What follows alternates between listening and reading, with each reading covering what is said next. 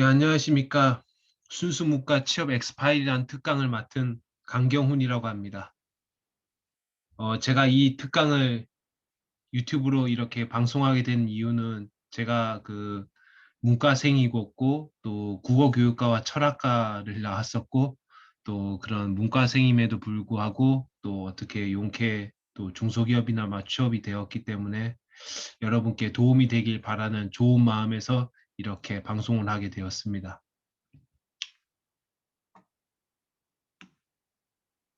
순수 문과는 어떻게 취업할 것입니까?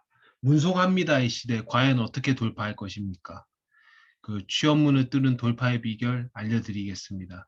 제가 그 박사를 아는 사람들은 알겠지만 박사를 받았는데 제가 나이가 그 당시에 이미 한 만 33세, 34세에 가까워지고 있었거든요. 이미 나이가 찰 대로 찬 상태였고 그럼에도 불구하고 어떻게 제가 돌파를 했는지 알려드리도록 해보겠습니다. 도움이 되길 바라면서 이렇게 시작해 보겠습니다. 세상이 변해도 문과 인재는 필요합니다. 일단 하이테크만으로는 되지가 않습니다. 물건을 팔아줄 사람이 필요합니다. 그건 영업 파트에서 하는 것이고 또 회사나 기관의 살림살이를 맡아줄 사람이 필요합니다. 총무나 회계 파트에서 맡아줄 일입니다. 그 사업이 적법한지 여부를 알려주는 사람이 필요합니다. 법무 파트에서 하는 일입니다. 그 사회적, 복지적 기부를 할 수 있는 전문가도 필요합니다. 주로 사회복지학과에서 나온 사람들이 사회복지학과 출신들이 이렇게 이 일을 맡을 가능성이 높습니다. CSR이라고 해서 Corporate Social Responsibility라고 해서 기업의 사회적 책임을 이제 CSR이라고 합니다. 그래서 제가 이제 속성 해법을 알려드리겠습니다. 먼저 매경 테스트를 보십시오. 매경 테스트는 경제 경영학과 비즈니스 감각 그리고 약간의 IT 지식을 보는 시험입니다. 순수 문과라면 경제 경영학을 복수 전공하지 말고 방학 때나 어떻게 휴학을 해서 매경 테스트를 봐서 우수 혹은 최우수를 등급을 맞으십시오. 제가 대학생으로서 경험을 해보니까 학점은 수강 과목이 많아질수록 학점 따기가 불리해집니다. 비록 이론과 현실은 다른다는 의견은 있지만 외형 테스트 점수는 당신을 증명해 줄 것입니다. 만약 당신이 이 동영상을 보는 여러분이 그 경제학과나 경영학과라 할지라도 매경 테스트 점수는 필요할 겁니다. 두 번째는 국세청 세금책을 달달달 외우십시오. 국세청에서 매년 값싸게 발행하는 저렴하게 발행하는 세금 안내서와 세금 절약 가이드가 있습니다. 세금 절약 가이드라고 해서 이런 세금 덜 내게 하고 탈세하고 이런 거를 국세청에서 부추기는 게 아니라 그런 세금 관련해서 민원이 하도 많다 보니까 이런 사항을 숙지하면은 좀 우리 민원이 좀 덜지 않겠나, 우리가 일하는 게 좀 일하는 게 좀 줄지 않겠나 이런 생각에서 이 국세청에서 만든 책입니다. 그중에서 회사 업무와 관련된 것은 부가가치세와 종합소득세입니다. 달달달 외우십시오. 중소기업 취업하는데 왜 이렇게 힘드냐고 할 텐데, 변호사, 세무사, 공인회계사, 공인중개사, 의사, 약사 등 전문직과 공무원 시험을 보거나 대기업 취업을 할 경우 이것보다 더 엄청난 양을 외워야 합니다.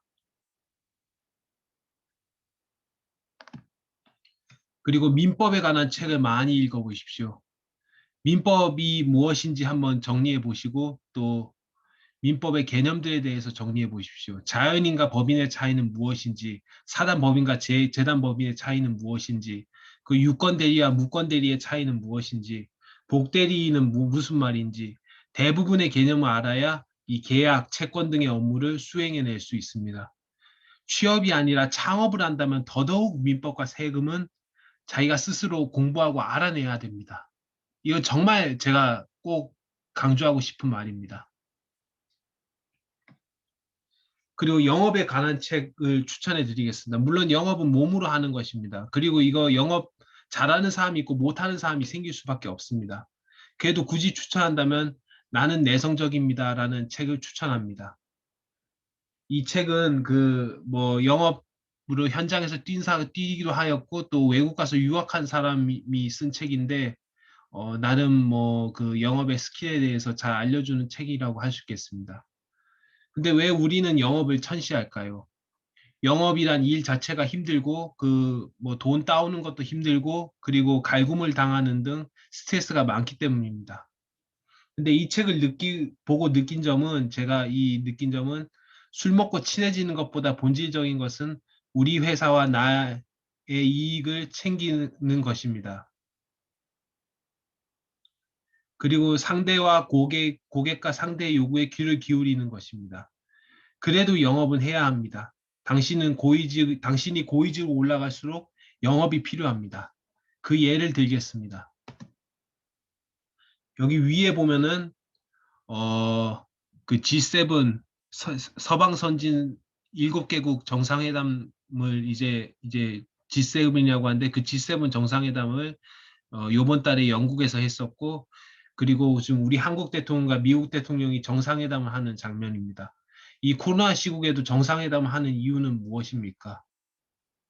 바로 정치와 외교야말로 협상과 대인관계의 꽃이라 할 수 있겠습니다.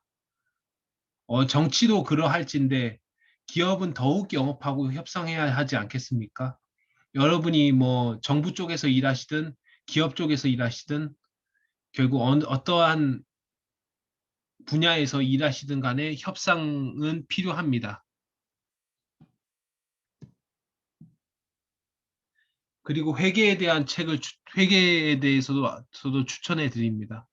제가 회계학에 대해서 두 권의 책을 추천해 드리는데 1초 만에 재무제표 읽는 법하고 사장이 알아야 할 회계의 교과서입니다. 이 두 책이 좀 도움이 되었으면 좋겠습니다. 사실 저는 정식적인 회계 교육을 받은 바는 없지만 독학을 했습니다. 그리고 매경 테스트에도 회계학 파트가 나와 있으니까 잘 공부하셔서 대비하시길 바랍니다. 언젠가 그 트럼프 전 미국 대통령이 자기가 대학에서 배운 것 중에 가장 실용적인 게 회계학하고 또 상법이라고 했습니다. 그렇기 때문에 회계와 법률에 대해서는 알아두는 게 정말 좋겠습니다. 순수 문과면 전공을 어떻게 처리할 것인가? 그것도 문제입니다. 일단 저는 제 경험에서 말씀드리는 건데 그냥 제 경험에서 그냥 말씀드리는 것입니다. 일단 외국어는 옵션입니다. 잘하면 좋고 아니면 그냥 말고입니다.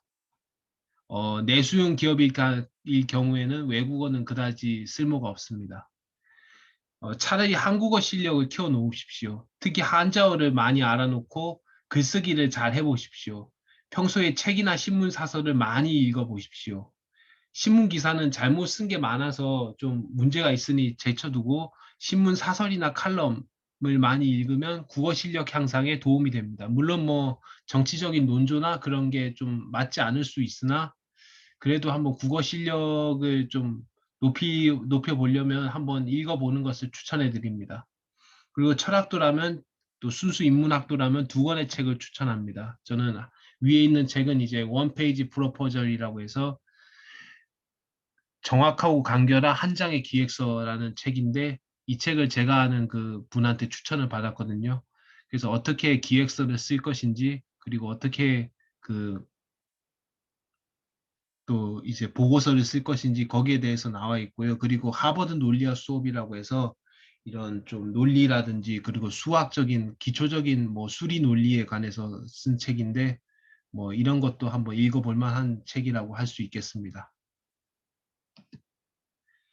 그리고 취업하면 가져야 할 마음가짐은 지금 취업이 어렵고 지금 코로나라든지 경제 불황 때문에 취업이 어려워서 지금 그런 뭐 취업 안 되는 사람도 많고 뭐 그렇긴 하지만 취업이 취업만 생각할 게 아니라 취업하고 나서부터도 어떻게 할 것인지 생각해야 됩니다. 마치 대통령 될 것만 생각할 게 아니라 대통령이 되어서 어떻게 해야 할지를 생각해야 되는 것처럼 말입니다. 네, 일을 하다 보면 내가 이만큼 공부하고 고생했는데 왜 이런 일을 하는가라 할 정도로 잡일이 많을 때가 있습니다. 그럼에도 불구하고 즐거운 마음으로 하시기를 간곡히 바랍니다. 또 나와 잘 맞고 여러분과 잘 맞고 또 인성이 잘 좋은 사람을 만나면 좋지만 그렇지 못할 사람을 만날 가능성이 높습니다. 그럴 때는 여러분의 목적과 사명, 신념을 생각하십시오. 내가 왜 이 일을 하는가? 내 삶의 목표는 무엇인가? 내가 하고 싶은 것은 무엇인가? 자기를 깊이 성찰하고 행동하십시오. 그러면 답이 나오게끔 되어 있습니다. 사실 지금 이 내용도 기초적인 것만 설명할 뿐, 여러분이 잘 응용해서 취업문을 헤쳐나가야 합니다. 자, 감사합니다. 여러분 모두 힘내시고요. 또 제가 아는 그 순수 문과 학생들 정말 제가 많이 그 선배로서 많이 또 사랑하고 응원합니다. 감사합니다. 힘내십시오.